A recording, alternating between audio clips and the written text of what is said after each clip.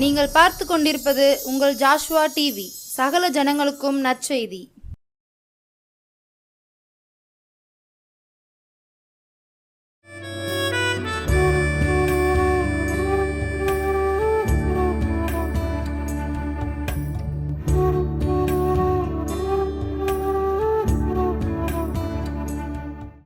ஆண்டவராக இயேசுவின் நாமத்தினாலே ஜாஷ்வா டிவி அனைவருக்கும் அன்பின் சமாதான வாழ்த்துக்களை தெரிவித்துக் கொள்கிறேன். மற்றும் ஒரு நற்செய்தி நேர நிகழ்ச்சியில் உங்களை சந்திப்பதில் பெருமகிழ்ச்சி அடைகிறேன்.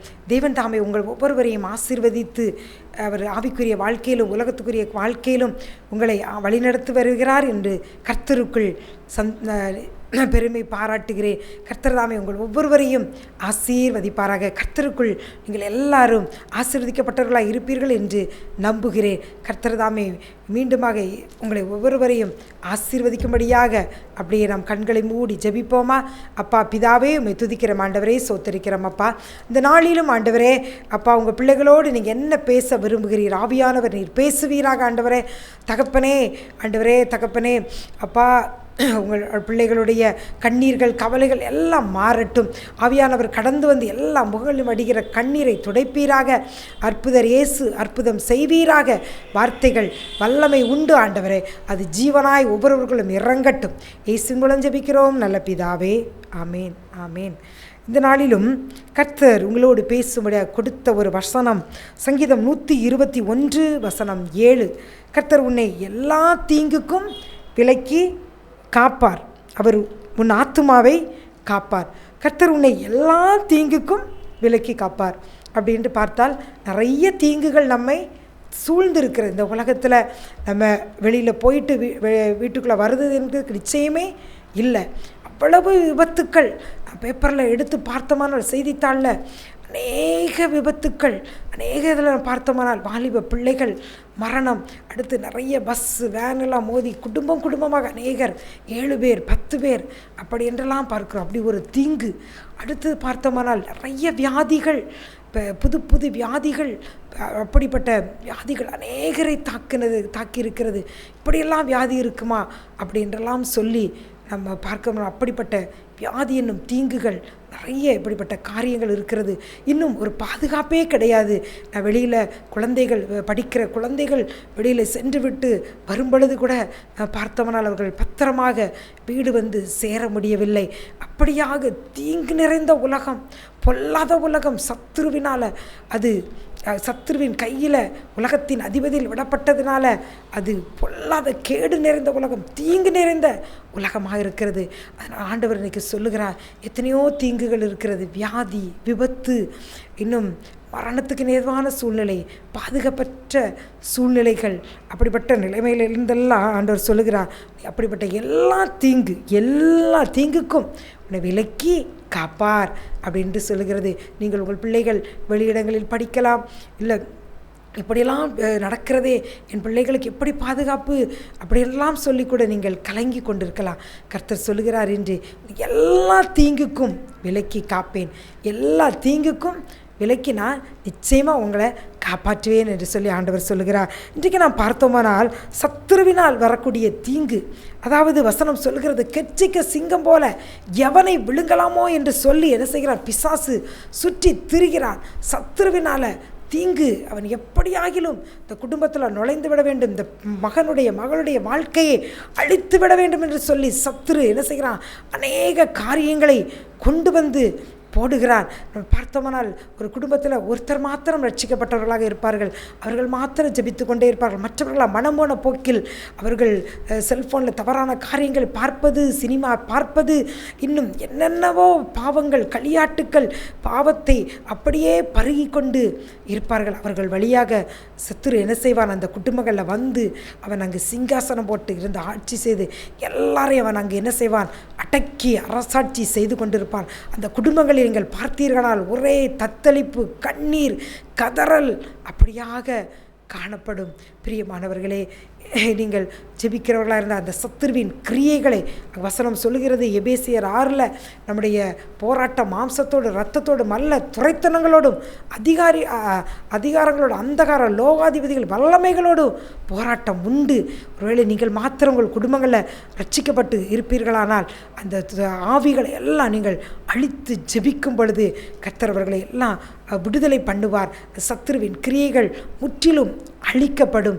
இன்னொரு வேதத்தில் கூட நாம் பார்த்தோமானால் யோபு என்ற பக்தன் நாம் பார்த்தோமானால் 1ஆம் அதிகாரத்தில் யோபு 1 நாம் பார்த்தோமானால் அங்கு ஆண்டவர் கேட்கிறார், நீ எங்கிருந்து வருகிறாய் என்று சொல்லி கேட்கும் பொழுது அங்கு அவன் சொல்லுகிறான், உலகம் முழுவதும் நான் சுற்றி வருகிறேன் என்று சொன்ன பொழுது, என் தாசனாகிய யோபின் மேல் கவனம் வைத்தாயோ என்று சொன்ன பொழுது அவன், ஆமாம், அவரை நீங்கள் அவனுக்கு உண்டாத எல்லாம் வேலி எடுத்து வைக்கவில்லை, அதனால் தான் உண்மை பின்பற்றுகிறான் அப்படின்ட்டு சொல்லி அவன் சொன்ன பொழுது அவன் கர்த்தர் அவன் கையில் சத்துருவின் கையில் அங்கே ஒப்பு கொடுக்கப்பட்ட பொழுது அவனுக்குள்ளது எல்லாம் அங்கே நான் 1ஆம் அதிகாரத்தை பார்த்தோமானால் அதை வாசிக்கும் பொழுதே என் மனதுக்கு மிகவும் சஞ்சலமாக இருக்கும்.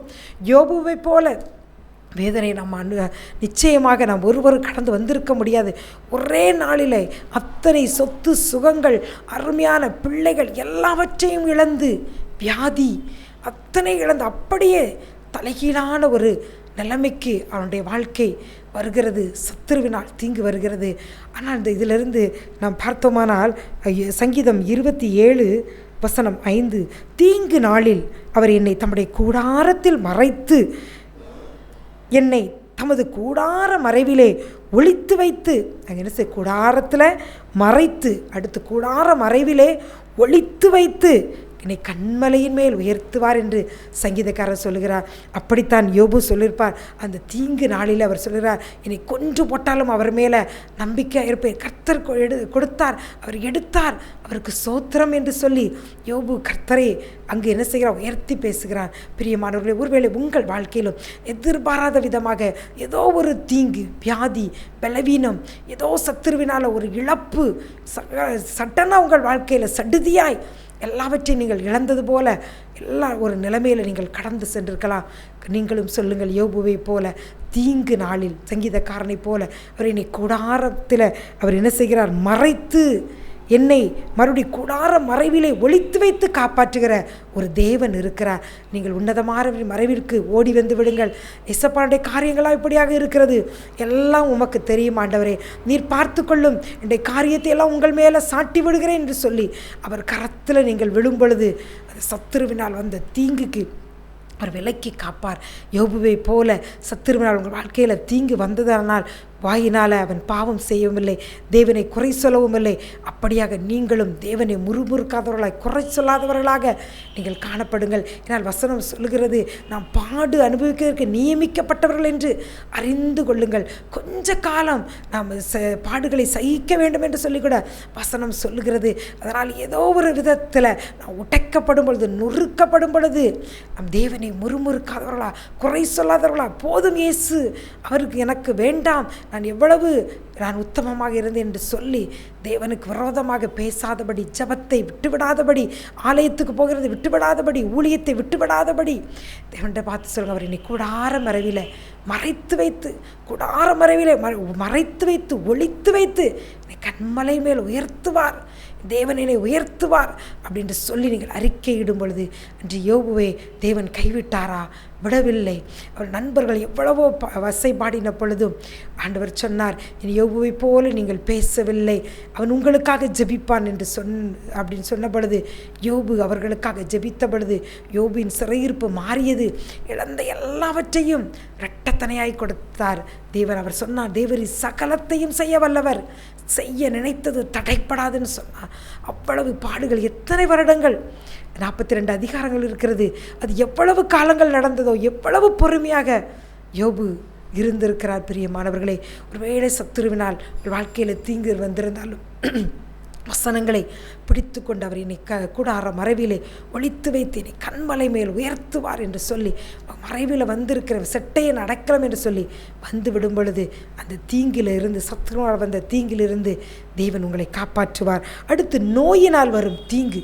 நோய் நம்ம நல்லா போய்கிட்டு கொண்டு இருக்கும் பொழுது நம்முடைய வாழ்க்கையில் திடீரென்று பலவீனங்கள், போராட்டங்கள் எப்படி வந்தது என்று தெரியாமல் பாடுகள், பிரச்சனைகள் வருகிறது. கடந்த நாட்களில் ஒரு ஜெபக்குறிப்பை நான் பார்த்தேன்.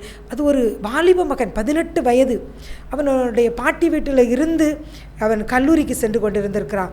அவன் அப்படி அன்று இயல்பாக கல்லூரிக்கு கிளம்பி சென்று கொண்டிருக்கும்போதே அவனுக்கு ஒரு மாதிரி உடம்பெல்லாம் வலிக்கிறது, மேலெல்லாம் வலிக்கிறது, ஏதோ உனக்கு செய்கிறதுன்னு சொல்லிவிட்டு அவன் கல்லூரிக்கு செல்லாமல் நேர மருத்துவமனைக்கு செல்கிறான். அங்கு போனோடனே சொல்லுகிறான், அங்கு போனோடனே இன்னும் அவனுக்கு தெரிகிறது உடம்பு ரொம்ப பலவீனப்பட்டு விட்டது என்று சொல்லினே அங்கிருந்து பாட்டிக்கு சொல்லுகிறான், பாட்டி நான் இன்னைக்கு கல்லூரிக்கு செல்லவில்லை, எனக்கு மேலுக்காலெல்லாம் ரொம்ப வலிக்கிறது, என் உடம்பெல்லாம் ரொம்ப வேதனையாக இருக்குது, எனக்கு ஏதோ செய்கிறது, நீங்கள் இந்த ஹாஸ்பிட்டல் நான் இருக்கிறேன், உடனே வாங்கன்னு சொல்லிட்டு அவன் ஃபோனை வச்சுருக்கான். அப்படி வைத்தது தான் சரி. அவனை டாக்டர் பரிசோதித்து விட்டு சொல்லியிருக்கார்கள், அவனுக்கு அந்த சுய உணர்வே இல்லை. உடனே அவனுக்கு எல்லா டெஸ்ட்டும் எல்லாம் எடுத்து பார்த்த பொழுது அங்கே டாக்டர்கள் சொன்னார்கள், பரிசோதித்து பார்த்துவிட்டு அவனுடைய காலின் வழியாக ஒரு வைரஸ் நுழைந்து அது நுரையீரலை அவனை தாக்கி அது நுரையீரலை செயல்படாமல் தடுத்து வைத்திருக்கிறது. அவனுக்கு எதுவுமே செய்ய முடியவில்லை. அவனுக்கு எல்லாம் செயற்கை சுவாசம் கொடுக்கப்படுகிறது. அவனுக்கு சாப்பாடு என்ன செய்கிறார்களா, டியூப் வழியாக அவன் குட்டல் உள்ளே செல்லுகிற அளவுக்கு கொடுக்கிறார்கள். இது 5 நாள் மாத்திரம்தான். அதற்குள்ளதாக இந்த ட்ரீட்மெண்ட்டில் அவன் சரியானது, இல்லைனால் எங்களால் ஒன்று செய்ய முடியாது என்று சொல்லி கைவிரித்து விட்டார்களாம். ஆனால் அவர்கள் குடும்பம் ஒரு நல்ல ஜெபிக்கிற குடும்பம், அது ஆலய வாஞ்சை, ஜெப வாஞ்சை, ஊழிய வாஞ்சை உள்ள குடும்பம். எல்லாருக்கும் சொல்லி அவர்களும் அவர்கள் கரங்கோர்த்து அவர்கள் ஜெபித்து வாசம் பண்ணி தேவனை நோக்கி முறையிட்டு கதறினார்கள். இசப்பா, இப்படி ஒரு வியாதி வாலிப பிள்ளைக்கு வந்து விட்டது, எப்படியாகிலும் உங்களுடைய தழும்புகளால் குணமாக்கும், நீங்கள் அற்புதம் செய்யுங்க அப்படின்னு சொல்லி அவர்கள் ஜெபித்து கொண்டே இருந்தார்களாம். அப்படி ஜெபித்து கொண்டே இருக்கும்போது அநேகருக்கு இதை தெரியப்படுத்தி எல்லாரும் இணைந்து அதை ஜெபித்த பொழுது படிப்படியாய் அந்த வாலிப பையனுடைய சரீரத்தில் ஒரு மாற்றம் வந்ததா. நோயினால் வரும் தீங்கை பார்த்தீர்களா? சத்துரு எந்த நேரத்தில் யாரை எப்படி தாக்கி அந்த குடும்பத்தில் அப்படி மன வருத்தம், நிம்மதி, பணம் அத்தனை இழந்து மரணத்துக்கு நேராக கொண்டு சென்று விடுகிறான். ஆனால் அவர்கள் இயேசுவை பிடித்து கொண்டார்கள், கதறினார்கள், கெஞ்சினார்கள். அநேகர் இணைந்து ஜெபித்த பொழுது தேவன் அவர்கள் ஜெபத்துக்கு பதிலளித்தார். இயேசு அப்படி தொட்டு அந்த தம்பியை சுகமாக்கி அப்படி சாட்சியாக நிறுத்தினார். பழையபடி வாழ்க்கை திட்டகாத்திரமான நல்ல ஒரு வாழ்க்கையாக வந்தது. இதையெல்லாம் வியாதிகள், பிரச்சனைகளை கொண்டு வருகிறவன் யார்? எதிரியாகிய சத்துரு, ஆண்டவர். ஆனால் அவனை எல்லாம் சிலுவையில் அவனுடைய துரைத்தரங்கள், அதிகாரங்கள் எல்லாவற்றையும் வெள்ளியரங்கமான கோலமாக்கி சிலுவையில் வெற்றி சிறந்த இயேசு நமக்கு இருக்கிறார். அதனால் பிரியமானவர்களே, ஒருவேளை நீங்களும் இப்படி நான் நன்றாத்தான் இருந்தேன், என்னுடைய சரீரத்தில் இப்படி ஒரு வியாதி வந்து விட்டது, இப்போ தீர்க்க முடியாத வியாதி, பலவீனம் அப்படின்னு சொல்லி நீங்கள் கலங்கி கொண்டிருக்கலாம். கலங்காதீருங்கள் பிரியமானவர்களே. அவர்தாமே சிலுவையில் உங்கள் வியாதிகளை, நோய்களையெல்லாம் சுமந்து தீர்த்து விட்டார். நீங்கள் சுமக்க வேண்டிய தேவையே இல்லை. இசப்பா பார்த்து சொல்லுங்கள், இசப்பா என் நோய்களை நீங்கள் சிலுவையில் சுமந்துட்டீங்கப்பா, நான் இதை அனுபவிக்க அவசியம் இல்லைப்பா, எனக்காக என்னுடைய தழும்புகளால் குணமாக்கும் என்று சொல்லி ஜெபிக்கும் பொழுது அந்த நோய் என்கிற தீங்கிலிருந்து இயேசு உங்களை காப்பாற்றுவார். வேதத்தில் கூட பெரும்பாடுள்ள ஒரு ஸ்திரீ, அவள் வைத்தியர்களால் 12 வருஷம் எல்லாவற்றையும் செலவழித்து விட்டால் ஒன்றுமில்லை. ஆனால் அவள் அந்த நோயின்கு தீங்கிலிருந்து விடுபட முடியவில்லை. வைத்தியர்களால் கைவிடப்பட்ட நிலைமை, ஆஸ்தியெல்லாம் இழந்து விட்டால் ஒன்றுமே இல்லை, பலவீனம். அந்த சூழ்நிலை இயேசுவை அறிந்தாள். அவர் கடந்து செல்கிறார் என்று அறிந்து வந்து என்ன செய்தால்? வஸ்திரத்தின் ஓரத்தை தொட்டால் அதிலிருந்து சுகமளிக்கும் வல்லமை அவருக்குள் பாய்ந்து சென்றது. அவளுக்கு ஒரு விடுதலை கொடுத்தது சரீரத்தில். இயேசு கேட்கிறார், என் சரீரத்திலிருந்து வல்லமை புறப்பட்டது, என்னை தொட்டது யார் என்று கேட்கிறார். அவள் வந்து தன்னுடைய காரியங்களை பகிர்ந்து கொள்கிறார். பிரியமானவர்களே, உங்கள் வியாதியும் பல வருடங்களாக அதுவே மருந்து மாத்திரைகளை எடுத்து மறத்து போய் அவ்வளவுதான் என் வாழ்க்கை என்று சொல்லி கதிகலங்கி போயிருக்கிறீர்களா? இந்த நோயினால் வந்த தீங்கிலிருந்தும் கர்த்தர் உங்களை காப்பார். ஏனால் வசனம் சொல்லுதே, எல்லா தீங்குக்கும் உன் விலக்கி காப்பார், அவர் உன் ஆத்துமாவை காப்பார் வசனம் சொல்லுகிறதே. அதனால் அந்த இதிலிருந்து உங்களை காக்கும்படியாக இயேசுவை பார்த்து நீங்கள் கூப்பிடுங்கள். இயேசப்பா, உங்கள் தழும்புகளால் என்னை சுகமாக்குங்க, இரத்தத்தினால் என்னை குணமாக்குங்க என்று சொல்லி நீங்கள் கேட்கும் பொழுது இயேசு உங்கள் எல்லா பிரச்சனைகளையும் உங்களுக்கு அலர்ஜி வியாதி, அது எப்பேற்பட்ட வியாதியாக இருந்தாலும் சரி, எப்பேற்பட்ட பலவீனமாக இருந்தாலும் சரி, தீராத வியாதி, மருத்துவர்களால் கைவிடப்பட்ட நிலைமை, அவ்வளவுதான் என்று சொல்லப்பட்ட எந்த நிலைமையில் இருந்தாலும் உயிர்ப்பிக்கக்கூடிய வல்லமை, சாவுக்கேதுவான உங்கள் சரீரங்களை உயிர்ப்பிக்கிற வல்லமை இயேசுவுக்கு உண்டு. மரணம் என்கிற தீங்கிலிருந்து, நோய் என்கிற தீங்கிலிருந்து உங்களை இயேசு காப்பாற்றுவார். நிச்சயமாகவே இப்பொழுது யாரெல்லாம் இந்த வியாதி என்னை வாட்டி வதைக்கிறதே அப்படி என்று சொல்லி இதற்கு நான் செலவழிக்கவும் முடியவில்லை, அவ்வளவுதான் என்று சொல்லி கலங்கியிருக்கிற உங்களை இந்த நொடியில் தாமே இயேசு தொட்டு சுகமாக்கிறார். நீங்களும் இயேசுவுக்கு நன்றி சொல்லுங்கள். ஏசப்பா, என்னை தொட்டு குணமாக்கிட்டீங்க, உங்களுக்கு நன்றி என்று சொல்லுங்கள். இயேசுவின் கரம் இப்பொழுது உங்கள் மேல் அமர்கிறது. உங்கள் தீராத வியாதிகள் உங்களை விட்டு அப்படியே மாறுகிறது. இயேசு உங்கள் வாழ்க்கையில் சுகத்தை தருகிறார். நோய் என்னும் தீங்கிலிருந்து இயேசு உங்களுக்கு விடுதலை தருகிறார். அடுத்ததாக பார்த்தால் மனுஷீக வல்லமையால் வரும் தீங்கு. மனுஷர்கள் நீங்கள் நன்றாக இருக்கதை பார்த்து உங்கள் குடும்பம் சந்தோஷமாக சமாதானமாக தேவனுக்கென்று நீங்கள் பரிசுத்த வாழ்க்கை வாழும் பொழுது அநேக பொறாமை கொண்ட மனிதர்கள் உங்களுக்கு விரோதமாக எழும்பி வருவார்கள். அப்படித்தான் இங்கே நாம் தாவீதை பார்த்தோமானால், தாவீது எந்த ஒரு காரியமும் செய்யவில்லை. ஆனால் சவுல் அவனுக்கு விரோதமாக என்ன செய்தான்? அவனை துரத்தி வந்து கொண்டே இருந்தான். இங்கே பாருங்கள், சங்கீதம் 37:12, துன்மார்க்கன் நீதிமானுக்கு விரோதமாய் தீங்கு நினைத்து அவன் பேரில் பற்கடிக்கிறான். அடுத்து சங்கீதம் 56:5 இப்படியாக சொல்கிறது. சங்கீதம் 56:5, நித்தமும் என் வார்த்தையை புரட்டுகிறார்கள், எனக்கு தீங்கு செய்வதே அவர்கள் முழு எண்ணமாக இருக்கிறது. நாம் அவர்களை பற்றியெல்லாம் நினைத்திருக்கவே மாட்டோம். நாம் நன்மைதான் செய்திருப்போம். ஒருவேளை பார்த்து கொண்டிருக்கிற நீங்களும் அப்படியே நினைக்கலாம், நான் அவர்கள் நன்றாக இருப்பதற்காக. தாவீது கூட சொல்லியிருக்கிறார், அவர்கள் வியாதியாக இருந்தபோது ரெட்டியன் உடுப்பாக இருந்தது, நான் அவர்களுக்காக ஜெபித்தேன். ஆனால் இன்று அவர்கள் என்னை பற்றி என்ன செய்கிறார்கள்? அவதூறு பேசுகிறார்கள். எனக்கு பகை செய்வதே அவர்கள் முழு எண்ணமும், எனக்கு தீங்கு செய்வதே அவர்கள் முழு எண்ணமாக இருக்கிறது அப்படின்ட்டு சொல்லுகிறார். இப்படிப்பட்ட சூழ்நிலையில் நீங்களும் கடந்து செல்லலாம். மனுஷிக வல்லமைகள் எழும்பி உங்களுக்கு விரோதமாக அவர்கள் தீங்கு செய்து உங்களை அழித்து விட வேண்டும் என்று சொல்லி அவர்கள் இருக்கலாம். ஆனால் நீங்கள் ஏசப்பா பார்த்து சொல்லுங்கள், ஆண்டவரே உங்கள் செட்டின் கீழே வந்திருக்கிறேன்னுப்பா, எல்லா தீங்குக்கும் எனக்கு விலக்கி காப்பேன்னு சொன்னீங்களேப்பா, இந்த மனுஷிக வல்லமையிலிருந்து என்னை காப்பாற்றுங்கன்னு சொல்லி யாபேஸ் ஜெபித்தது போல் 1 நாளாகம் 4:10 யாபேஸ் ஜெபித்தது போல நீங்கள் ஒவ்வொரு நாளும் ஜெபிக்கும் பொழுது அந்த மனுஷிக வல்லமையினால் வரக்கூடிய எந்த தீங்கும் உங்களை தொடாதபடி இயேசு உங்களை காப்பார். அவர் என்ன ஜெபிக்கிறார்? யாபேஸ் இஸ்ரவேலின் தேவனை நோக்கி, தேவரீர் என்னை ஆசீர்வதித்து என்னை எல்லையை பெரிதாக்கி உமது கரம் என்னோடு இருந்து தீங்கு என்னை துக்கப்படுத்தாதபடிக்கு அதற்கு என்னை விலக்கி காத்தருளும் என்று சொல்லி ஜெபிக்கிறார். அதே போல் ஒவ்வொரு நாளும் நீங்கள் யாபேஸ் ஜெபித்தது போல தீங்கு என்னை துக்கப்படுத்தாதபடிக்கு விலக்கி காத்தருளும் என்று ஜெபிக்கும் பொழுது அது வியாதி நிமித்தம் அந்த தீங்கோ, சத்துருவினால் வரக்கூடிய தீங்கோ, மனுஷிக வல்லமையினால் வரக்கூடிய எந்த தீங்காக இருந்தாலும் எல்லாவற்றையும் இயேசு விலக்கி அவர்களுடைய அதன் பின்னதாக பார்த்தமானால் யாபேஸ் அவன் வேண்டிக் கொண்டதே தேவன் அருளினார் என்று சொல்லப்பட்டுள்ளது. அதே போல் நீங்கள் வேண்டிக் கொண்டதே தேவன் உங்களுக்கு கொடுத்து உங்கள் வாழ்க்கையில் இருக்கக்கூடிய தீங்கெல்லாம் மாற்றி உங்களை சந்தோஷப்படும்படியாக இயேசு வைப்பார். அடுத்து இன்னொரு காரியம், நீங்கள் தீங்கு தொடாதபடிக்கு இந்த வசனத்தை சொல்லி ஜெபியுங்கள். அடுத்து சங்கீதம் 41:1 இப்படியாக சொல்கிறது, சிறுமைப்பட்டவன் மேல் சிந்தை உள்ளவன் பாக்கியவான், தீங்கு நாளில் கர்த்தர் அவனை விடுவிப்பார். சிறுமையும் எளிமையுமாய் திக்கற்றவர்கள் மேலே நீங்கள் சிந்தனை கொண்டு அவர்களுக்கு உதவி செய்கிறது, அவர்களுக்கு ஜெபிக்கிறது, இப்படிப்பட்ட காரியங்களை செய்யும்போது உங்களுக்கு ஒரு தீங்கு வரும்பொழுது இயேசுவற்றை எல்லாவற்றிலிருந்து உங்களை விடுவிப்பார். பிரியமானவர்களை, எதை குறித்தும் கவலைப்படாதீர்கள். கர்த்தர் எல்லா தீங்குக்கும் உங்களை விலக்கி காப்பார். அவர் உங்களை ஆத்துமாவை காப்பார். அப்படியே ஜெபிப்போமா? அன்பின் பரலோக பிதாவே, உம்மை துதிக்கிறோம் ஆண்டவரே, சோத்தரிக்கிறோம் அப்பா. ஆண்டவரே, மனுஷர்களினால், ஆண்டவரே மனுஷிகரால், ஆண்டவரே தகப்பனை மந்திர பில்லிசினிய வல்லமையினால் பாதிக்கப்பட்டு யாரெல்லாம் ஆண்டவரே கண்ணீரோடு இருக்கிறார்களோ அந்த தீங்கிலிருந்து அவர்களை விடுவித்தரலும் ஆண்டவரே. தீங்கு அவர்களை துக்கப்படுத்தாதபடிக்கு விலக்கி காத்தரலும் ஆண்டவரே. தகப்பனே, கடந்து வாரும் ஆண்டவரே. அவர் ஒவ்வொருவரையும் கட்டி வைத்திருக்கிற ஆண்டவரே எல்லா பில்லிசுனிய வல்லமைகள், அந்தகார உலோகாதிபதிகள், சக்திகள், இருளின் அதிகாரங்கள் எல்லாம் அவர்களை விட்டு வெளியேறுவதாக இயேசுவின் நாமத்தினாலே இயேசு கடந்து வருவீராக. ஒவ்வொரு வாழ்க்கையிலும் வெளிச்சம் உதிப்பதாக, எல்லா தீங்கும் வியாதி என்கிற தீங்கு மறைவதாக இயேசுவின் நாமத்தினாலே. சத்துரு கொண்டு வந்த இழப்புகள், பலவீனங்கள் எல்லாம் இயேசுவின் நாமத்தினாலே மாறி போவதாக. கர்த்தர் தாமே ஆரோக்கியத்தை சௌக்கியத்தை வர பண்ணுவீராக.